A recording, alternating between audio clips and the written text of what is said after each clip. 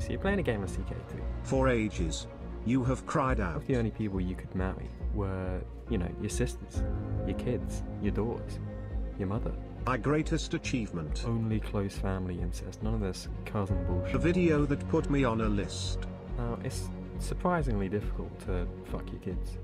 Like, I'll admit, I thought it'd be easy. Fuck you for making this my most watched video. Finally, I could just be, you know, who I really am, an incest paedophile.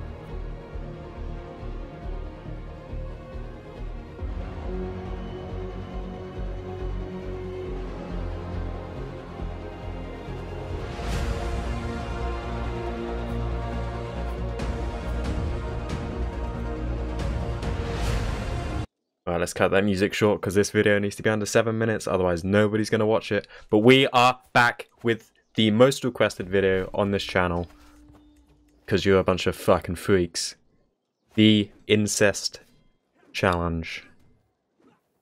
I was going to wait until the new DLC came out, but that's been delayed, so fuck it, I'm doing it now. Obviously, we're over a year into Crusader Kings 3 now. I don't need to tell you about what I'm doing.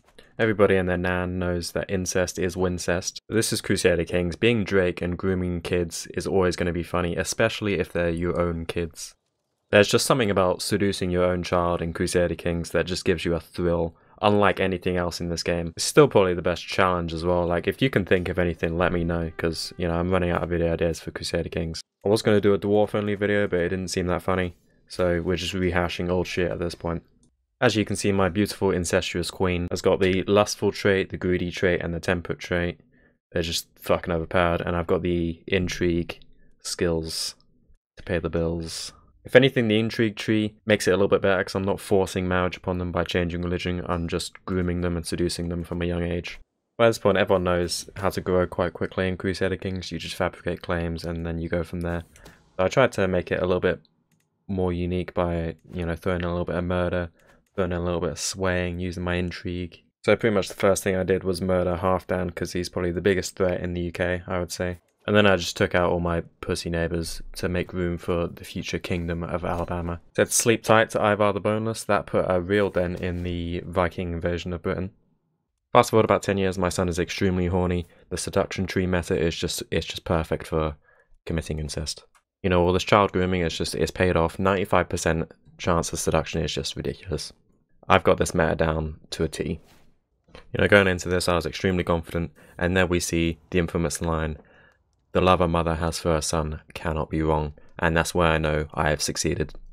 Although this is just the first step of many. You know, seducing your son isn't hard, but it's you know, having the children, surviving the Christian onslaught of being openly inbred. Not only this, but if I want to actually continue a legacy of incest, you know, I need to have multiple sons, multiple daughters. They can all mix together. If I only get only sons or like potentially one daughter, it might not work. You know, it's a risky business. Which is why to really build my incestuous dynasty, I converted to Messalianism. You know, I don't really give a fuck about the tenets. It's more about the unrestricted marriage. You know, obviously there's pros and cons to the different religions, but, you know, being able to arrange the marriages between my sons and my daughters, you know, it really limits the amount of interference. You know, this is a one family dynasty. And because this is all just one big happy family, it obviously means I have to rename my duchy to the Duchy of Alabama. With my dynasty now secure, it is now time to expand my incestuous ways. I need to just spread it to other people. Which did mean I needed to remove my liege from the equation. My meteoric rise to power, though, did come with some consequences, and thus began the Great War for Incestuous Freedom. There is only one war that matters. The Great War. And it is here.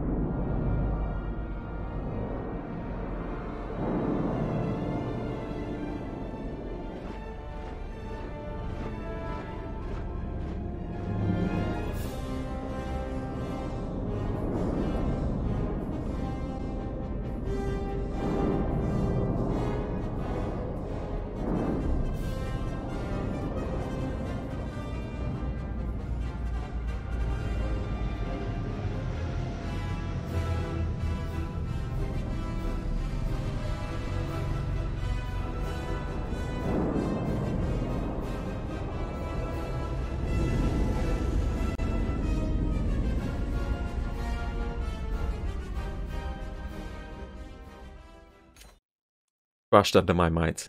the Kingdom of Alba would soon become engulfed by the newly declared incestuous Kingdom of Alabama. Having won the 2 previous wars, this was not a fight the old Kingdom of Alba would withstand. Victory finally brought light to the Kingdom of Alabama. It's all Alabama. It always was.